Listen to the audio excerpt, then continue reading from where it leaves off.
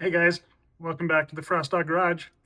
Well, as you can see, we are having some crazy spring weather here along the Wasatch Front. So it's mid-April, April 16th. We've hardly had any snow all winter long, and it snowed. And actually, some's already gone. There was more than that, but it snowed and it got down to 25 degrees last night. I'm hoping that we're still going to have some fruit on our fruit trees, but pretty crazy. But moving over to the Roadster, which is up on the lift right now. It's been a while since I've done a video, so I'm just going to give an update. Currently got a little bit of a mess here on the shop floor. I took the dash off so that I could clean up some of the wiring on the back side. I still had some loose connections that I needed to put some shrink wrap on and make sure nothing would ground out back there, and just to kind of organize some of the wires and keep them from falling down beneath the dash once I mount it. So that's why I have that there. And just some of my extraneous wires down there that I've been using. I did want to give a shout out to one of the subscribers. He mentioned in a comment that I've got this big compressor over here in the corner, so why don't I have an air riveter for it? I've been using that hand riveter for most of the build, and I knew they had an electric one and some other hand ones. It just never really crossed my mind that they had an air one, which is, yeah, that's a big fault on my part because it is much easier. So I picked up this Astro heavy duty air riveter. It has a 1/4 inch capacity, but I don't know that I'll ever use the 1/4 inch, but it has those smaller ones as well. I like it. I still need to get a swivel connection for the air hose here to make that a little bit easier. But it's got a collection cup back here. So the post, after you activate the riveter, the post just falls back in this cup. It doesn't really suck it into the cup like some of them, but if you lift it up, those posts should get collected back here. Once in a while, I have one that won't fall, and it will just stick out the end. And so if I tap it with something metal, it'll fall back there. So so far so good. Works really well, effortless, which is nice. Coming over here, talk a little bit about what I have going on. I've got another wire that I've got up here along with that license plate wiring harness, so the portion of the Ron Francis harness. I'll talk about what this guy is. Basically, I want to have a backup light. So that's why I've got that wire there, and I will show you those connections down on the transmission and how I've wired that. But a couple things I'd like to accomplish today. I've got the courtesy light LED that comes in the kit, and I do plan on cutting it in half and then soldering and extending each half, one for the passenger footbox, one for the driver. So that's what I've got going on here, and it gives instructions for that here in the chassis wiring harness on page 29. So I'm going to get to solder a little. Been a long time since I've done any of that. Hopefully I won't mess that up.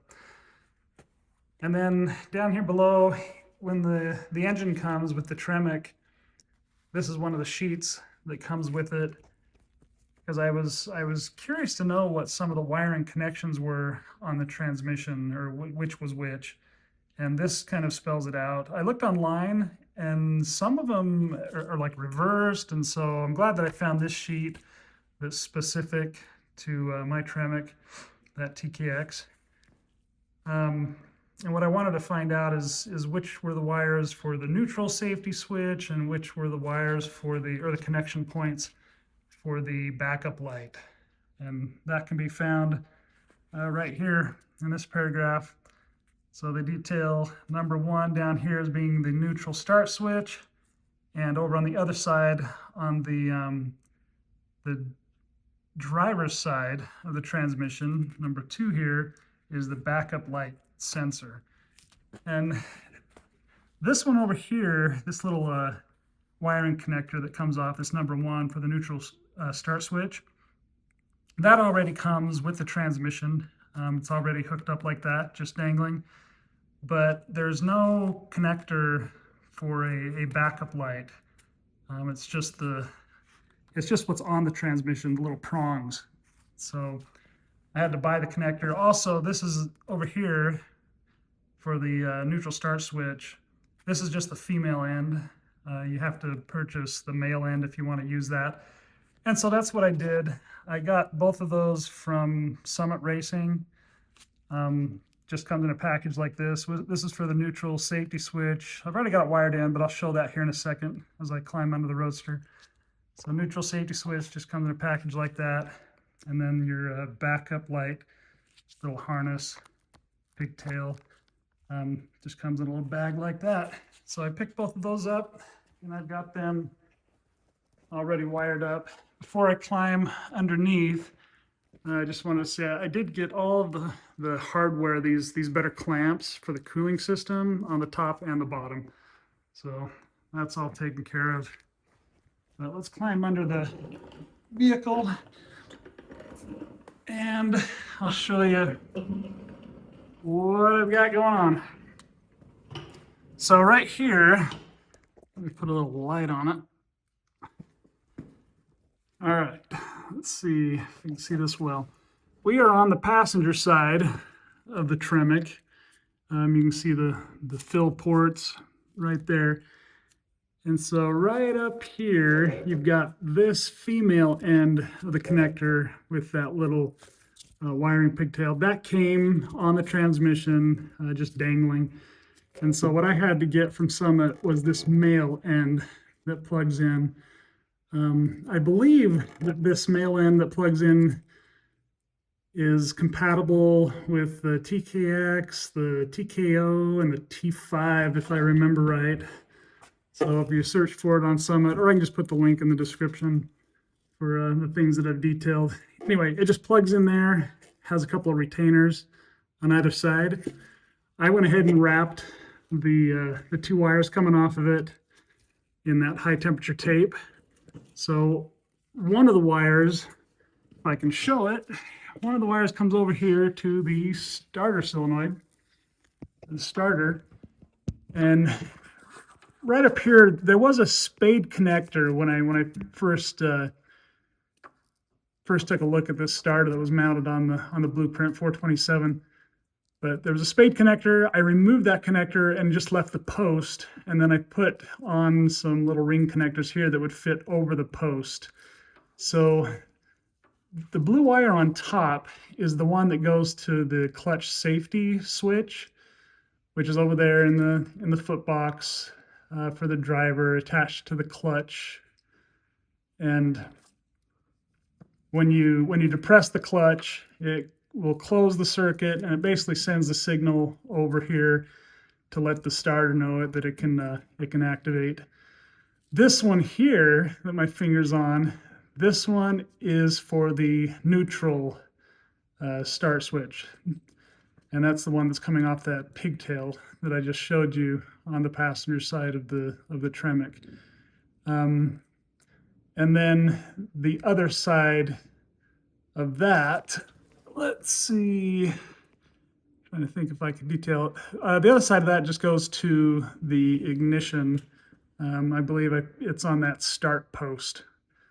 So once the key goes to start, and if the transmission is in neutral, it closes that circuit and again sends a signal to let the starter know that it can crank. So what I did is I ended up running these in parallel, if that makes sense, and not in series. So my reasoning behind it is I wanted the ability to be able to just reach into the car, and as long as the transmission's in neutral, I wanted to be able to just turn the key and start the engine, even if I'm not sitting in the seat with the clutch pedal depressed. So it's kind of an either or. Either I can depress the clutch pedal and have the transmission in any gear, and start the car, or as long as the transmission's in neutral, I can just reach in and start the car without depressing the clutch pedal. So it might come into play in a situation where you're like on a steep hill and the vehicle dies or something and you want to start it back up quickly and go. Anyway, whether that was the right decision or not, that'll play out in time, but that is how I ran it. I ran it in parallel, so either one of those circuits will activate the starter or allow it to activate. Over on the driver's side of the transmission, right up here, you can see the hydraulic lines or the lines for the clutch. This lower one, of course, just attaches to this that goes to the master cylinder for the clutch. I did a bench bleed on it before hooking it up here, and then I did a bleed using this upper bleed hose, and it's just up here. And I've just zip tied them kind of up out of the way so they're not rattling around. So once I finished that bleed and tried the clutch, it works fine. There's a little bit more resistance than I anticipated. Maybe that'll loosen a little bit in time, I imagine, but it works. It's fine. There is a caution about not having too much throw in that pedal for the clutch bearing. So basically, you're not moving it too much, and you can make some adjustments in the pedal box for that. I've also thought about maybe putting a stopper behind that pedal so it can only be pressed far enough to activate transmission, but not, or to activate the clutch, but not too far. So I may do that. I may put a little stop up there behind the pedal, just a physical stop, a little rubber piece that it would hit so I can't over-activate it, I guess. And then moving along, here is the pigtail, the one I picked up from Summit. And this one is for the backup light. So one side goes to 12 volts power, and I ended up hooking it into that radio or clock memory power. I'm not using the clock because I have a different gauge in place of it, but I just tapped into that. It's that red wire, both for the clock memory and the speedometer memory, I think.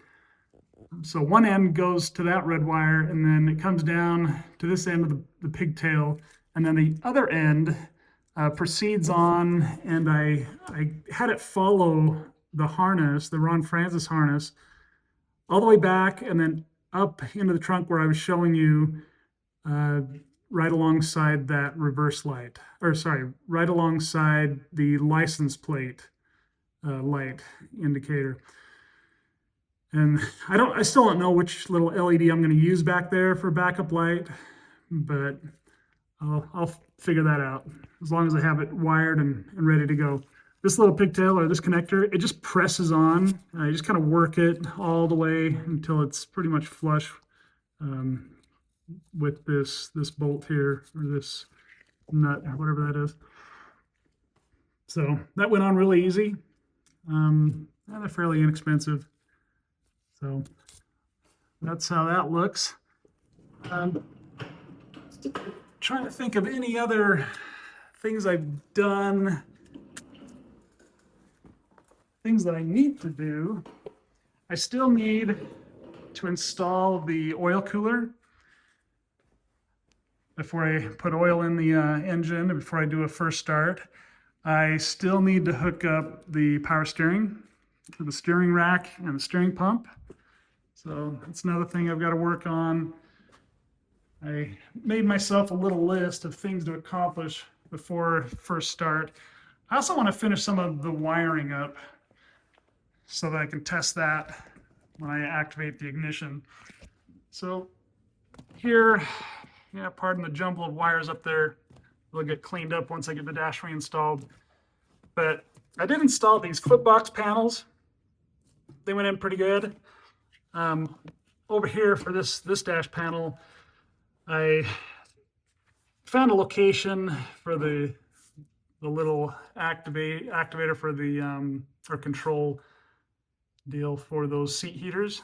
I think that'll just go right there. It's not perfectly centered on the panel, but the frame below this panel has that existing hole in it right there that I'm not using for anything else. So I decided I would put that there and use that hole for that. And then, as you can see here, I've got some chargers, one for the driver and one for the passenger. And each one of them has 4 little outlets. You've got 2 USB and then the 2 smaller micros. And here in the center, you can't see it, but when electricity is going to this, it'll give a voltage readout. So as long as you activate the ignition, you should be able to see kind of how your battery's doing, really. But it should show, at least 12 volts on there. So one on this side, one on the other. I can include links in the description if anyone's interested in those. They've got this little weather cover for them. And I already did all of the wiring underneath. I just haven't hooked them up because I need to drill this thing out, and I'll probably just put Clecos in it for the time being, like the one up there. Just in case I have any issues with wiring, I can pull the panel off and do a little troubleshooting on that. But hopefully there will be no issues.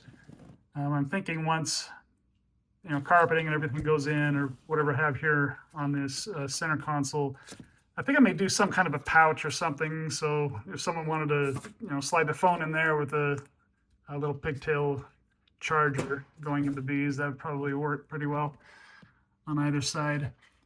Someone else commented saying if I wanted to use those chrome rings that go around both the emergency brake and the shift lever, that I should probably move the shift lever forward to this intermediate position, not up here, but to this position. Just moves it forward a couple inches. I guess there's issues back here with binding if you're using the little chrome finishing piece. That's all I can really assume. I kind of like where the shifter is, but I don't know that would make that much of a difference in feel or where it is if it's only going a couple inches forward. We'll see. But there are some instructions for the Tremec. Basically, I guess you undo those six bolts and just flip the whole thing 180 degrees, and that moves it forward. So I may do that and see how that feels or works, see if I like that. But those are some of the things I have going on.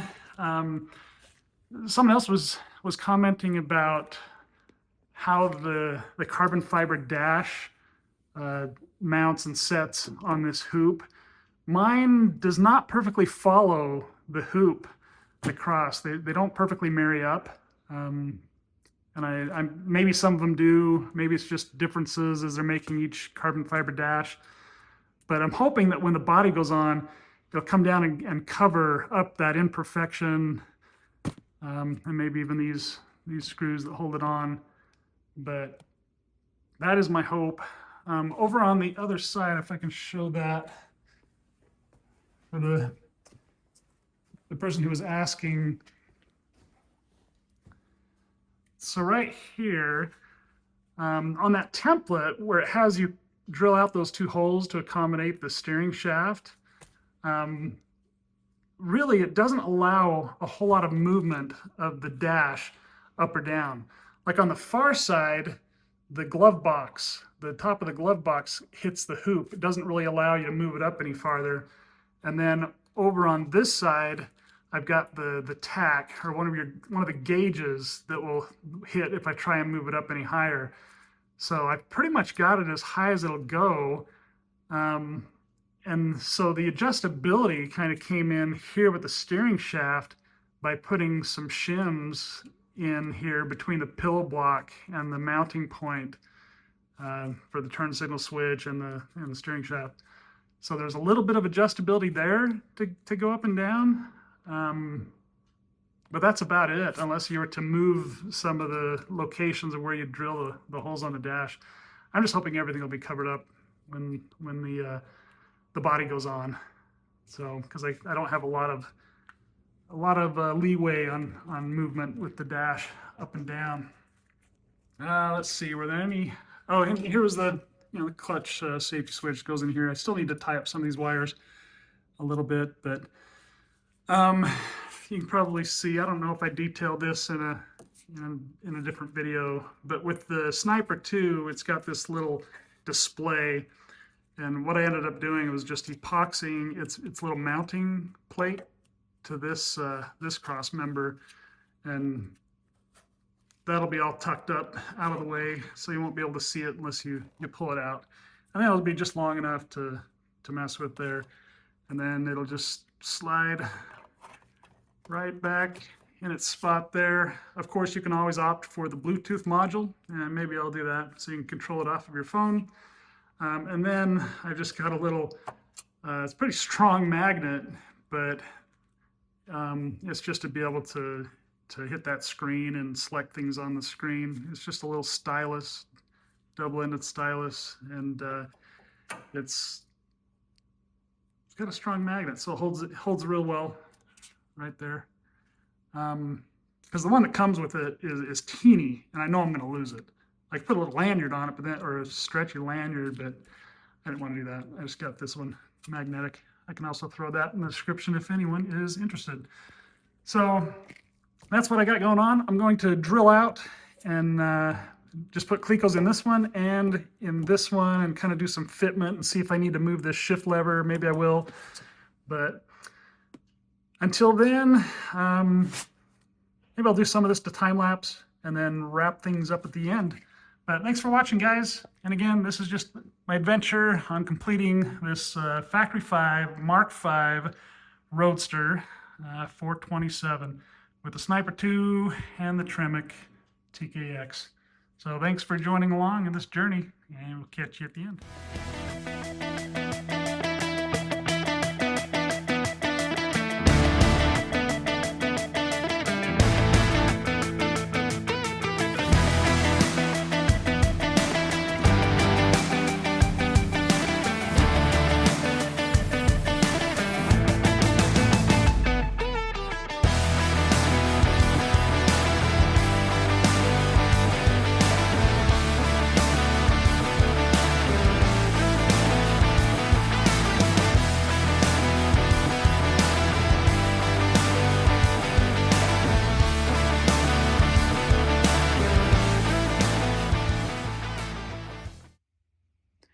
Well, guys, I did not get done nearly as much as I thought I would today, but tomorrow's a new day.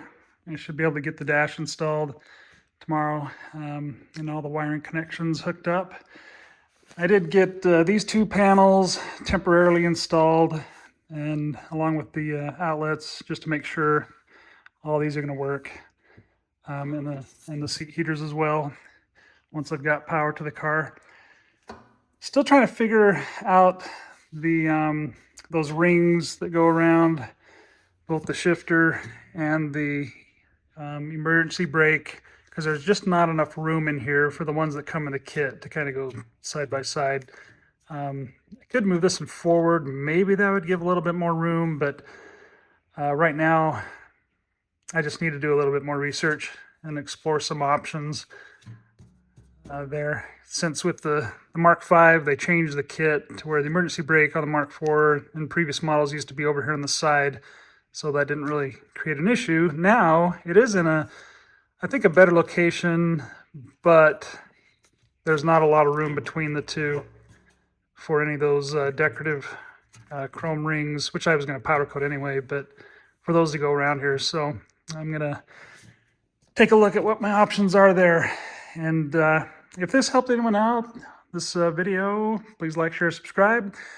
And in the next one, I'll make sure I get that dash installed and start working or making progress towards first start. So thanks again for following along, and we'll catch you in the next one.